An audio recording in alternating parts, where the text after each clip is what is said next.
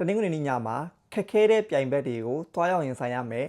မန်ချက်စတာယူနိုက်တက်နဲ့လီဗာပူးရဲ့အခြေအနေနဲ့ပတ်သက်ပြီးဆွေးနွေးသွားမှာဖြစ်ပါတယ်အားလုံးပဲမင်္ဂလာပါဝင်းဖော် channel ကနေအားလုံးကိုကြိုဆိုပါရစေကျွန်တော်ဒီမနက်ဖြန်တနင်္ဂနွေနေ့ညမှာဆိုရင်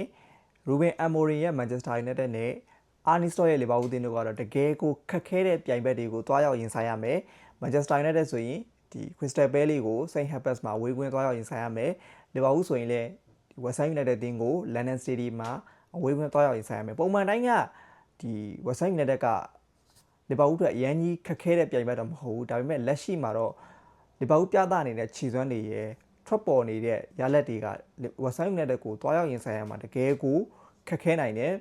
ဆိုတော့ကျွန်တော်ပထမဦးဆုံးဒီခရစ္စတယ်ပဲလီနဲ့မန်ချက်စတာယူနိုက်တက်ပွဲစဉ်ကစပြီးကျွန်တော်တို့ဆွေးနွေးကြည့်အောင်ဒီပွဲစဉ်ကတော့ဒီတနင်္ဂနွေနေ့ညမြန်မာစံတော်ချိန်ည6နာရီခွဲမှာကန်မှာဖြစ်ပါတယ်ပုံမှန်တိုင်းကဒီပရီးမီးယားလိပွဲစဉ်တွေကဒီည6နာရီခွဲတိတ်ပြီးတော့ကန်လိကန်ထားတော့မရှိဘူးဒီပုံမှန်ကန်သူတို့ဒီ9နာရီဒါမှမဟုတ်ခွန်ဝဲအချိန်တွေမှာကန်ကြတယ်ဒီပွဲတော့တကယ်ကိုအစောဆုံးပွဲစဉ်လို့ပြောလို့ရတယ်တကယ်ကိုကြည့်ကောင်းနိုင်တဲ့ပွဲစဉ်ဖြစ်နိုင်တယ်မန်ချက်စတာယူနိုက်တက်ကတော့ပြီးခဲ့တဲ့တစ်ပတ်ကအိမ်ဝင်းအိုးထွက်ဖို့မှာအေဗာတန်အသင်းကိုတကိုးကူမီဆိုရလက်နဲ့ရှုံးနေခဲ့တယ်တကယ်ကို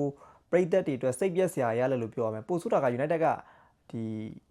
10ယောက်17ယောက်အနေထားနဲ့ကန်ရသည့်တိုင်အောင်ဦးဆောင်ကိုလည်းမသွင်းနိုင်ဘူးရမှတ်လည်းရအောင်မနိုင်ခဲ့ဘူးဒါဟာတကယ်ကိုပရိသတ်တွေအတွက်စိတ်ပြက်စရာလို့ပြောရမယ်ဆိုတော့ဒီပွဲမှာမန်ချက်စတာယူနိုက်တက်အနေနဲ့ပြန်လာနိုင်မလားခရစ္စတယ်ပဲလီကလက်ရှိချိန်မှာဒီနောက်ဆုံးကစားခဲ့တဲ့3ပွဲမှာဆိုရင်သူတို့ဒီ2ပွဲနိုင်1ပွဲတည်ရနဲ့ဒီအကောင်းဆုံးပုံစံရနေတယ်သူတို့ဒီဘရက်ဖို့ကိုဒီအိမ်ဝင်းမှာ2ဂိုးကူမီဆိုရလက်နဲ့နိုင်တယ်နောက်ပြီးဒီပြီးခဲ့တဲ့တစ်ပတ်ကဝူဘာဟန်နန်ကို2ဂိုးကူမီဆိုရလက်နဲ့နိုင်ပြီးတော့ဒီ Brighton ကိုတော့အိမ်ဝင်းစိန့်ဟက်ဘတ်မှာဂိုးမရှိသေးကြထားတယ်ခရစ္စတယ်ပဲလီကတော့ဒီယာဒီအသင်းကြီးနဲ့တွေ့တဲ့ပွဲစဉ်တွေမှာဆိုရင်ရလက်ကောင်ရယူထားတာကိုတွေ့ရတယ်ယာယီစမှာသူတို့ Chelsea ကို Stamford Bridge မှာဂိုးမရှိသေးဆိုတော့တစ်ဖက်ကခရစ္စတယ်ပဲလီကတော့ဒီယာဒီအသင်းကြီးနဲ့တွေ့တဲ့ပွဲစဉ်တွေမှာဆိုရင်ရလက်ကောင်ရယူထားတာကိုတွေ့ရတယ်ယာယီစမှာ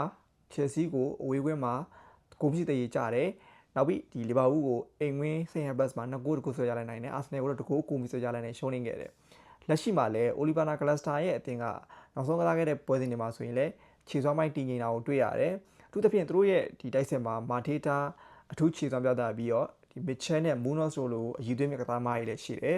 သူတို့ကတော့ဒီ3-4-2-1 formation ကိုအကောင်းဆုံးကစားပြီးတော့ဒီဘောလုံးမရှိတဲ့အချိန်မှာတော့သူတို့ကဒီ5-4-1 formation ကိုပြောင်းပြီးတော့ဒီ defensive ကိုအသားပေးတဲ့အသင်းဖြစ်တယ်လက်ရှိမှာလည်းအိုလီဗာဂလက်စတာရဲ့အသင်းကပရီးမီးယားလိမှာ open play ကနေဂိုးပေးရတဲ့အနည်းဆုံးအသင်းတွေထဲမှာပါဝင်တယ်ဒါကြောင့် United အတွက်ဒီပွဲကခက်ခဲနိုင်တဲ့ပွဲစဉ်ဖြစ်နိုင်တယ်တစ်ဖက်မှာ United ကလည်းဒီပွဲကိုရှုံးလို့မရဘူးဘာလို့လဲသူတို့ရှုံးလိုက်ပြီဆိုတာနဲ့ Champions League ဝင်ခွင့်အတွက်က United အတွက်တကယ်ကိုခက်ခဲသွားနိုင်တဲ့အနေအထားမျိုးဖြစ်သွားမယ်ဒါကြောင့်ဒီပွဲစဉ်ကတကယ်ကိုကြည့်ကောင်းနိုင်တဲ့ပွဲစဉ်ဖြစ်မယ်နောက်တစ်ပွဲကတော့ West Ham United လီဗာပူးအသင်းပွဲစဉ်မှာဒီပွဲစဉ်ကတော့တနင်္ဂနွေနေ့ညမြန်မာစံတော်ချိန်8:35မိနစ်ချိန်မှာကန်မှာဖြစ်ပါတယ်ပုံမှန်တိုင်းဆိုရင်ဒီခုနကပြောခဲ့သလိုပဲအာနီစတော့ရဲ့လီဗာပူးကဒီ West Ham United ကိုအနိုင်ယူဖို့ကအဲ့လောက်မခဲရင်ဘူးဒါပေမဲ့လက်ရှိအချိန်မှာအာနီစတော့ရဲ့လီဗာပူးအနေနဲ့ West Ham United ကိုတောင်းအနိုင်ယူနိုင်ပါမလားဆိုတဲ့မေးခွန်းကိုဖြေရရင်တကယ်ကိုခက်ခဲမယ်ဘာလို့လဲဆိုတော့နောက်ဆုံးကစားခဲ့တဲ့ပွဲစဉ်2ပွဲမှာဆိုရင်ခန်စစ်ကပေးကိုက9ဂိုးထိတောင်ရှိတာလားရာဂိုးက2ဂိုးပဲရှိတာဒါဟာချန်ပီယံအသင်းတစ်သင်းနေနဲ့မဖြစ်တဲ့အနေအထားမျိုးဖြစ်တယ်တစ်ဖက်မှာတော့ဒီ West Ham United ကနောက်ဆုံးကစားခဲ့တဲ့ပွဲစဉ်တွေမှာဆိုရင်ဒီနယူကာဆယ်ကို3ဂိုးတကူဆွဲရတဲ့နိုင်တယ်ဘန်လီအသင်းကို3ဂိုး2ဂိုးဆွဲရတဲ့နိုင်ပြီးတော့နောက်ဆုံးကစားခဲ့တဲ့ပွဲစဉ်မှာဆိုရင်ဒီဘုံမောက်အသင်းကိုအဝေးကွင်းမှာတစ်ဖက်2ဂိုးစီတေးချထားတယ်အထူးသဖြင့်ဒီ West Ham United ရဲ့နီးပြနူနိုဆန်တိုကလီဗာပူးနဲ့တွေ့တဲ့ပွဲစဉ်တွေမှာဆိုရင်ရလက်ကောင်းရယူထားတာကိုတွေ့ရတယ်ဒါကြောင့်လီဗာပူးဒီပွဲစဉ်မှာဆိုရင်လည်းလီဗာပူးအတွက်ခက်ခဲနိုင်တယ်နီးပြအာနီစတော့အနေနဲ့ဒီပွဲစဉ်ကိုတော့သူရှုံးလိုက်ပြီဆိုရင်သူလည်းအထုပ်ပယ်ခံရမဲ့နီးပြတွေထဲမှာပို့ပြီးတော့ရေပန်းစားလာမယ်ဒါကြောင့်ဒီပွဲစဉ်ကဆိုရင်လီဗာပူးအတွက်ကတည်ကြလို့လည်းမရဘူးရှုံးလို့လည်းမရဘူးအနိုင်ကန်မှရမယ်တစ်ဖက်မှာလည်းဒီဝက်ဆန်နီးပြနူနိုဆန်တိုကလီဗာပူးနဲ့တွေ့တဲ့ပွဲစဉ်တွေမှာဆိုရင်ရလက်ကောင်ရယူထားတယ်ဆိုတော့ဒီပွဲစဉ်မှာဆိုရင်လည်းဒီတကယ်ကိုကြည့်ကောင်းနိုင်တဲ့ပွဲစဉ်ဖြစ်နိုင်တယ်ဆိုတော့တနင်္ဂနွေနေ့မှာဆိုရင်မန်ချက်စတာယူနိုက်တက်နဲ့လီဗာပူးဘယ်အသင်းတွေအနိုင်ရနိုင်သွားမလဲပြိုင်ဘက်တွေကပဲသူတို့ကိုအလဲထိုးသွားမှာလားမှတ်ချက်ရေးပြီးဆိုတော့တနင်္ဂနွေနေ့မှာမန်ချက်စတာယူနိုက်တက်နဲ့လီဗာပူးပြိုင်ဘက်တွေကိုအနိုင်ယူသွားမလားဒါမှမဟုတ်ပြိုင်ဘက်တွေကပဲလီဗာပူးနဲ့ဒီ Manchester United ကို